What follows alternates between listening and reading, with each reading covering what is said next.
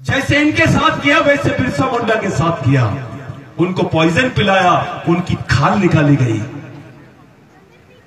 उनकी खाल निकाली गई और बोला गया कि बोल तो इस देश का मालिक नहीं है, आदिवासी नहीं है, तेरा जमीन पर अधिकार नहीं है। बिरसा मुंडा रात भर तड़पते रहा, मर गया लेकिन लिख के नहीं दिया और बोला नहीं। आखिरी दम तक एक ही बात बोला, मैं इस देश का आदिवासी था, हूं और रहूंगा। साथियों, एक जमीन के टुकड़े पर अपनी जिंदगी को निछावर करने का इतिहास है अपने आदिवासियों का। इनसे पूछो, अगर ये जमीन नहीं होती तो देश होता क्या? अरे देश का आजादी हुए तो 47 साल थे भाई। इस देश का भारत नाम नहीं था तब से आदिवासी रहता है। यहां राम का जन्म नहीं हुआ था तब से आदिवासी रहता है। यहां पर किसी के आने के पहले जो आर्य आक्रमणकारी नहीं थे तब से आदिवासी रहता है। यहां का मुसलमान भी आदिवासियों का वंशज है, यहां का ओबीसी भी आदिवासियों का वंशज है, यहां का क्रिश्चियन भी आदिवासियों का वंशज है, यहां का दलित भी आदिवासियों का वंशज है। यह बात अलग है कि उनके मन में यह बात अभी समझी नहीं है। जिस दिन आदिवासियों को वनवासी से ये लोग प्लानिंग चलाए कि भाई आदिवासियों को आदिवासी नहीं बोलना, पहले वनवासी बोलना। अब आदिवासियों को वनों पर से अधिकारी खत्म हो गया, अब स्वर्गवासी हो गए। और जिस दिन आदिवासी स्वर्गवासी बनाने की इनकी जो प्लानिंग थी, इसको कामयाबी देने के लिए कुछ अपने भी भाइयों का हाथ है। मुस्लिम भाई को लगता है भाई आदिवासियों पे गुजर रही है ना तो अपन चुप रहो। ओबीसी भाई को लगता है आदिवासियों पे गुजर रही तो अपन चुप रहो। दलित भाई को लगता है आदिवासियों पे गुजर रही है तो अपन चुप रहो। भाई हमको तो लड़ने की आदत है, मरने की आदत है, भूखा रहने की आदत है। तेरा क्या होगा रे कालिया? तुम तो वेटिंग लिस्ट में हो। हमको सता के मारे ये लोग, आपको भगा के मारेंगे। सिर्फ फर्क यह है, पहले हमको मारेंगे बाद में तुमको मारेंगे। सिर्फ तय करना है कौन पहले मरेगा। हमारे बीच में और आपके बीच में एक ही फर्क है कि मुसलमान पहले मरेगा या आदिवासी, दलित पहले मरेगा या आदिवासी, ओबीसी पहले मरेगा या आदिवासी। ये जमीन का जो प्रश्न है ये केवल आदिवासियों का प्रश्न नहीं है। जिस दिन इस देश का आदिवासी वनवासी हो जाएगा, यहां का ओबीसी, मुस्लिम, दलित, अल्पसंख्यक सब स्वर्गवासी हो जाएगा। इनका अपना कोई प्रमाण नहीं है। जिस दिन मुसलमान को बोलना पड़ेगा कि मैं इस देश का मालिक हूं, मैं भी इस देश का मूल निवासी हूं, तो उसको प्रमाण देना पड़ेगा कि मैं आदिवासियों का वंशज हूं। जिस दिन इस देश के क्रिश्चियन को बोलना पड़ेगा कि मैं इस देश का मालिक हूं, तो उसको भी बताना पड़ेगा मैं आदिवासियों का वंशज हूं। जिस दिन भी इस देश के ओबीसी, ठाकुर, सब लोगों को बोलना पड़ेगा कि मैं मूल निवासी हूं, उसको भी बताना पड़ेगा मैं आदिवासियों का वंशज हूं। जिस दिन आदिवासी खत्म हो जाएंगे, आपके पास में जो आपका आखिरी प्रमाण पत्र है वो भी खत्म हो जाएगा।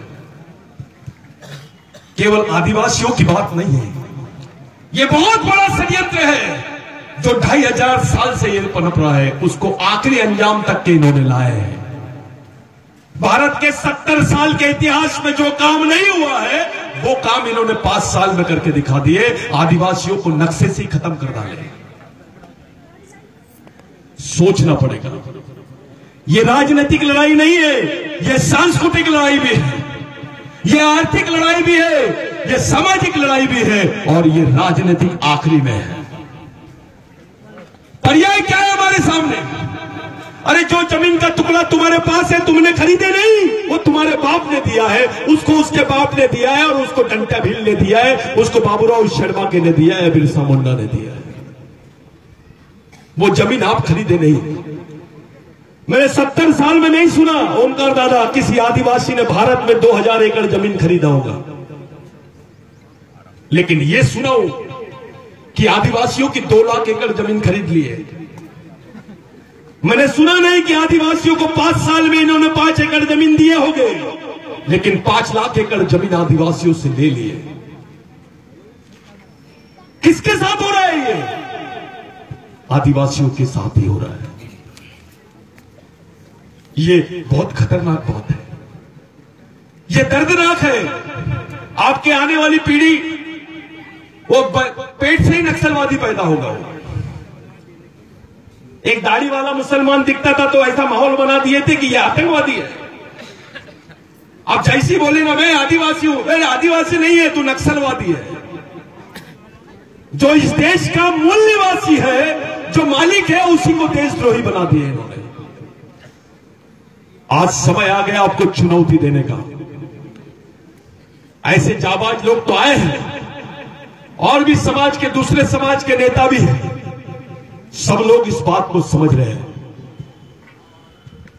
आपके ऊपर भी हमने समझाए, उन लोगों ने भी माने, इस बात को स्वीकार कर रहे हैं कि आदिवासियों की नहीं, सही में आदिवासियों की जमीन है और ये मिलना चाहिए। लेकिन बात अब केवल मांगने वाली नहीं है।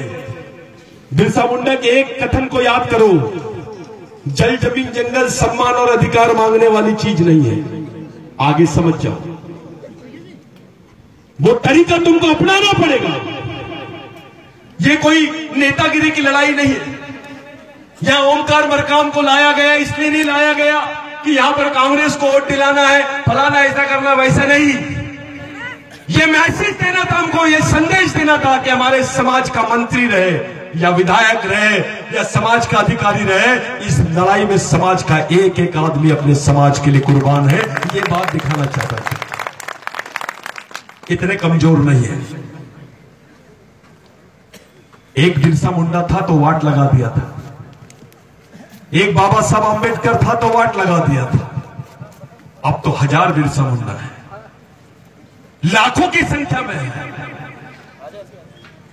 इस परिस्थिति को भापो, इस महत्व को समझो। ये मूवमेंट केवल आपको टोपी पहनने के लिए, मैं बिरसा ब्रिगेड का हूं, ये बोलने के लिए, इसका फायदा उठाने के लिए नहीं।